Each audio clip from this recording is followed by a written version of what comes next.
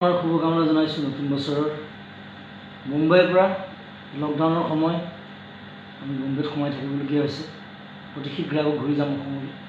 আৰু এই কৰোণাৰ যি উৎপাত হৈছে গোটেই পৃথিৱীত অতি শীঘ্ৰে শেষ হওক তাকে কামনা কৰোঁ। আৰু ইয়াত অসমত লকডাউনৰ সময়ত থাকিও এটা নতুন এলবামৰ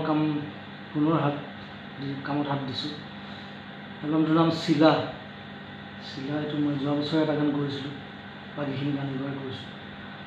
আৰু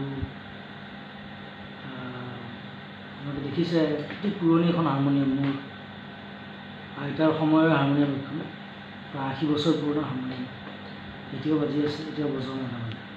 সেই হাৰমনিয়াম লৈ গানবিলাক কৰিছোঁ। এটা গান অকণমান গাই দিব বিচাৰিছোঁ। সপোন ৰাতি অকল সৰে, সপোন ৰাতি অকল সৰে, তোমাৰ কথাবোৰে, তোমাৰ কথাবোৰে বকুল বনত সুবাস জাগে, বকুল বনত সুবাস জাগে, তোমাৰ